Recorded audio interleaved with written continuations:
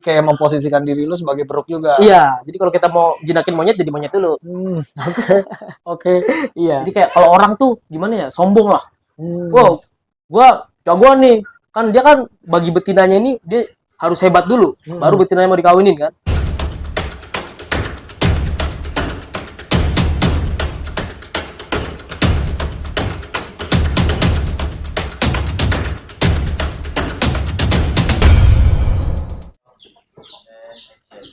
Oke guys, kali ini kita kedatangan bintang tamu nih guys.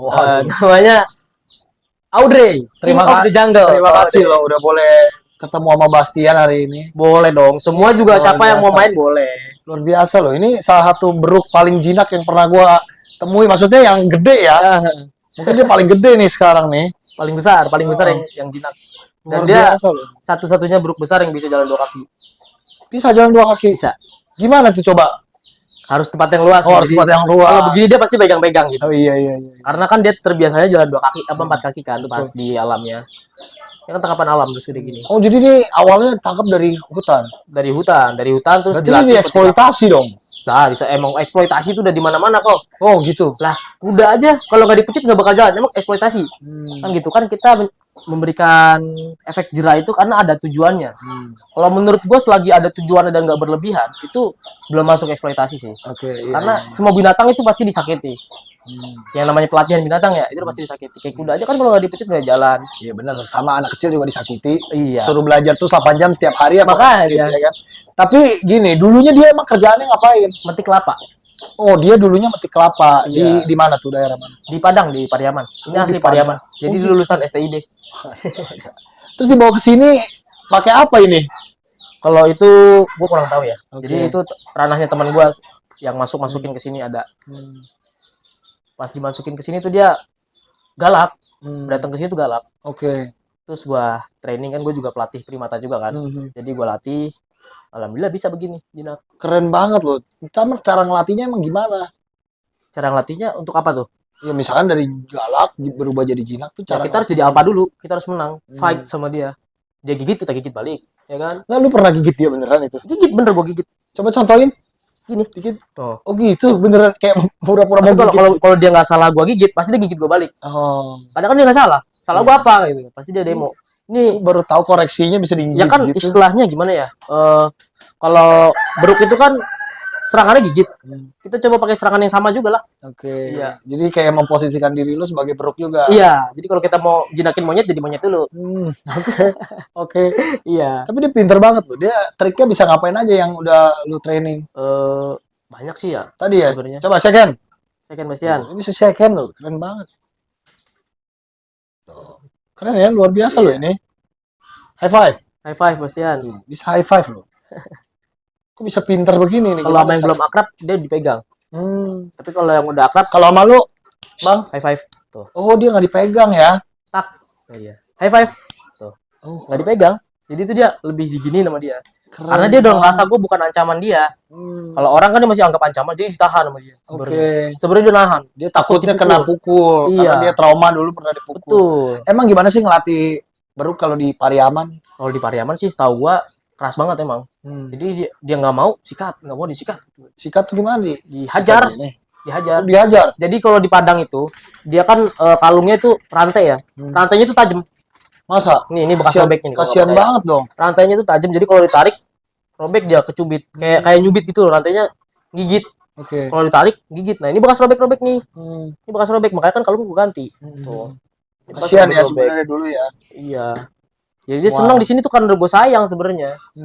Jadi kayak memberikan feedback juga ke gua. Dia ini umur berapa? 18 tahun. Beruk tuh suka monyong-monyong gitu ya. Iya. Kenapa itu dia monyong-monyong gitu? Itu dia interaksi sih sebenarnya. Apa tuh? Mau ngasih tahu apa itu? Ngobrol, kayak orang mau ngobrol, nyapa lah. Oh gitu, kayak halo gitu. Halo. Oh gitu. Lucu banget berarti. Kalau mangap itu kan peringatan kan sebenarnya. Kalau mangap sebenarnya peringatan ya, mangap-mangap. Wow. Ini dia nggak nganggap ini teritori dia nih. Enggak, teritori dia di kandang. Oh, karena itu kan ada betinanya kan. Jadi kayak kalau orang tuh gimana ya, sombong lah. Wow, gua jagoan nih. Kan dia kan bagi betinanya ini dia harus hebat dulu, baru betinanya mau dikawinin kan.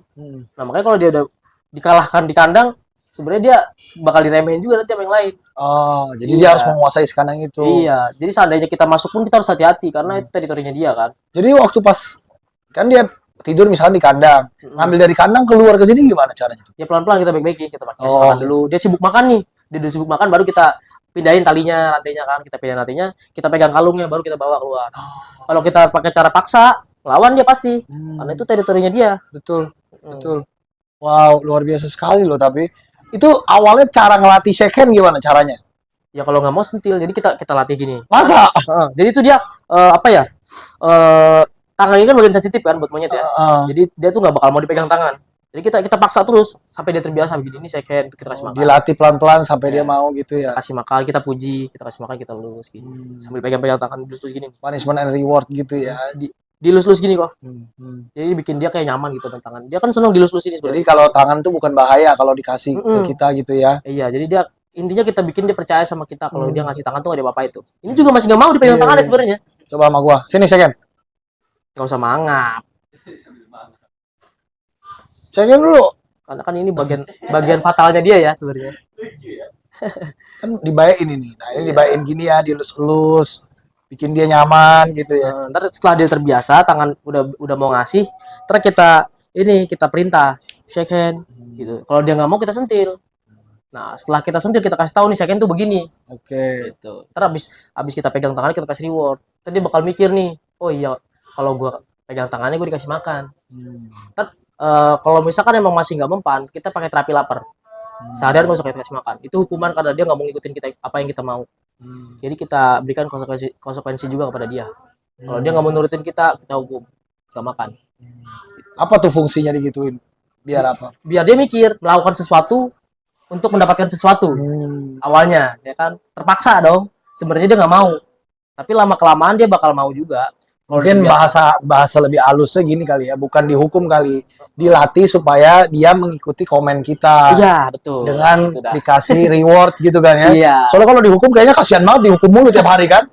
Jadi makanan tuh jadi reward Iya, gitu kan betul. supaya dia mau ngikutin ini kita, instruksi kita. Wow, tapi Bastian ini umurnya berapa emang? Nggak boleh gitu nggak boleh gitu. Iya. Pelukan langsung. Dia salah, minta maaf.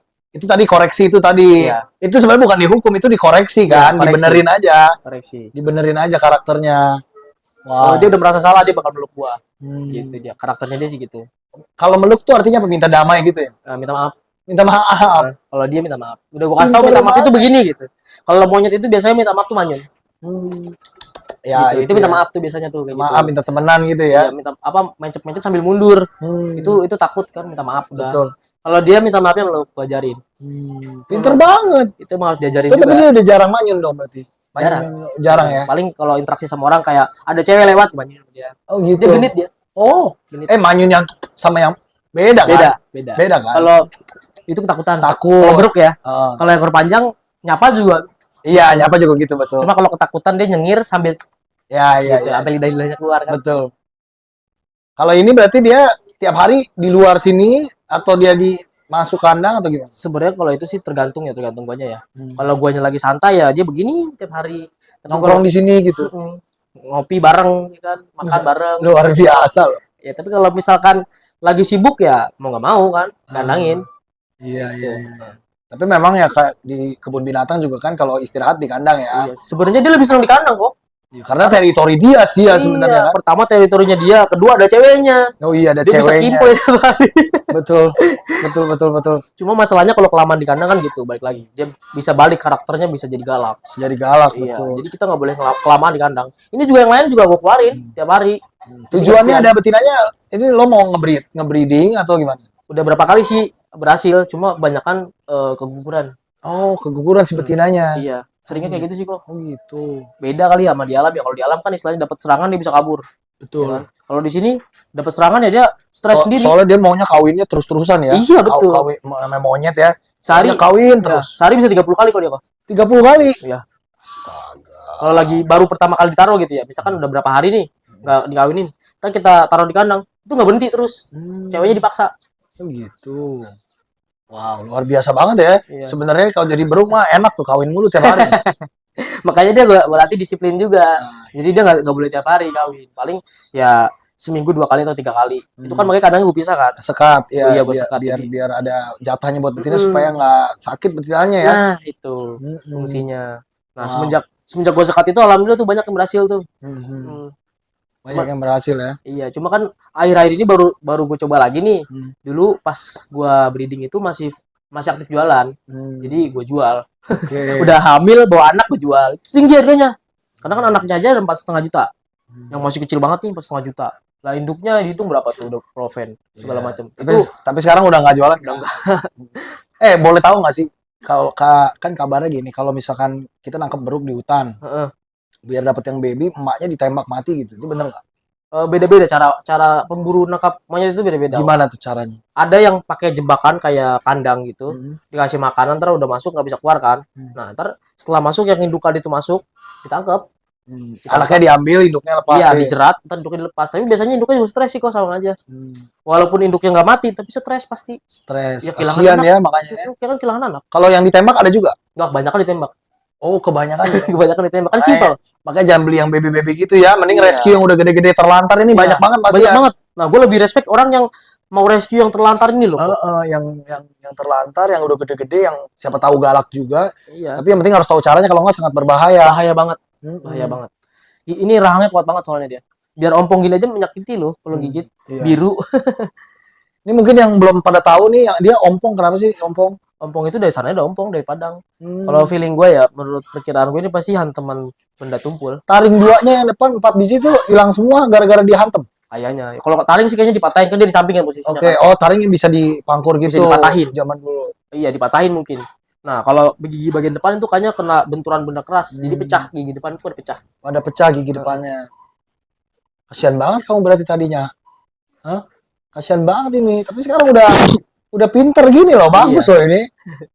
Ya ini kayak tadi gue bilang gigi nggak ada ya kan. Dibalikin ke hutan udah sulitnya setengah mati sih. Iya, udah nggak bisa sih. Dan nggak ada koloni juga. Karena ini bekas abuse zaman dulunya ya. Dia punya trauma juga kan sama orang. Itu punya jadi trauma. potensi dia nyerang orang tuh lebih tinggi kok dibandingkan yang nggak punya trauma ya. Jadi kalau yang nggak punya trauma itu kan untuk melindungi diri sendiri serangannya. Kalau dia bisa karena balas dendam juga. Gitu. Tapi lu pernah nggak digigit sama dia? Di awal sih. Di awal pernah. Pas baru-baru iya gigit dia. Gimana tuh Awal. tanda-tandanya kalau mau kegigit dulu? Kalau mau gigit dia anggap gitu kan. Anggap kayak tadi, Iya. terus? Lah kalau gua kan pribadi istilahnya nggak mau ditantangin monyet ya. Lu peliharaan gua gitu. Masa gua kalah sama lu? Iya. Ya kan akhirnya udah gua deketin gitu kan. Mau lu apa gitu. Coba toel-toel gitu kan kita ledekin. Kan gendong. dia begituin balik kan? Pasti dia emosi, kita bikin emosinya full baru kita kalahin dia. Jadi ketika dia lagi puncaknya, lagi tinggi-tingginya nih, tangkap kalungnya. Pasti tangkap kalung pasti kegigit. Itu udah pasti. Nah, makanya resiko lah itu. Iya, itu harus cekatan dan cepet ya tekniknya ya. Oh gitu. Resiko pasti ada. Keren banget sih Bastian ini. Sekarang karakternya bagus banget loh. Ini bisa duduk di sini berapa lama dia? Apa tuh? Dia duduk ini kan anteng banget nih. Berjam-jam. Sampai dia ngantuk. Gila, gue kalau kayak gue ada beruk di rescue juga di rumah. Dia nggak akan mau nurut kayak begini, nurut maksudnya. Si Kong bukan? Si Kong dia pasti kayak melawan ya. Kalau apalagi lihat ada orang asing nih, kayak gue orang asing, dia nggak bisa sama orang asing. Tapi kalau sama gue doang bisa. Nah, terus ini kan posisinya posisi manusia nih. Iya. Nah, kalau itu kan biasanya posisi beruk begini kan? Iya, jongkok. Begini kan? Itu posisi siaga. Jadi dia siap untuk lompat, siap untuk nyerang, siap untuk segala macam lah kabur, ya kan? Jadi dia gue bikin lurus begini supaya dia rileks. Ini dilatih nih begini. Dilatih. Ini supaya dia untuk lurus gini tuh dilatih. Iya, rileks. Pertama dia juga lebih rileks, kedua dia juga lebih respon gerakan itu lebih lama. Jadi kalau misalkan dia mau lompat, mau nyerang kan pasti ngangkat kaki. Ada prosesnya dulu. Iya, dia ngangkat kaki dulu, kita udah marahin duluan. Nggak jadi nyerang.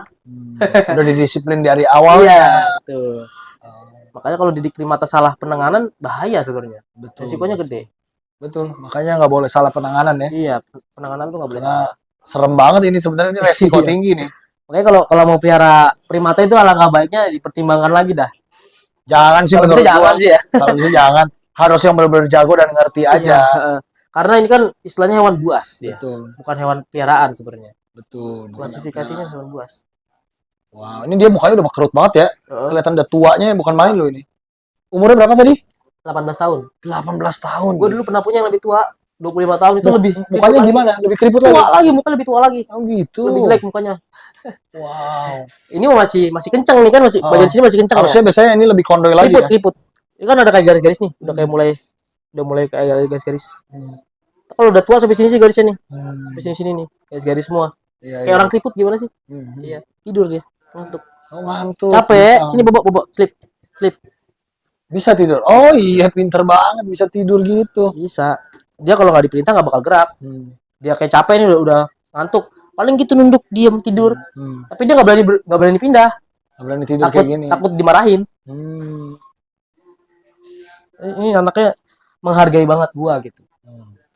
Dia tahu disayang lah istilahnya. Cerdas, pinter banget sih emang. Bro, itu salah satu yang paling pinter lah ya di Indonesia sebenarnya. Spesies ini. Yang boleh dipiara sih. Iya. Untuk yang boleh dipiara paling pintar. Tapi kalau untuk secara keseluruhan orang hutan. Paling pinter ya? Oh iya, gua nggak maksud gua monyet. Kalau orang hutan kan dia kera, beda. Iya benar.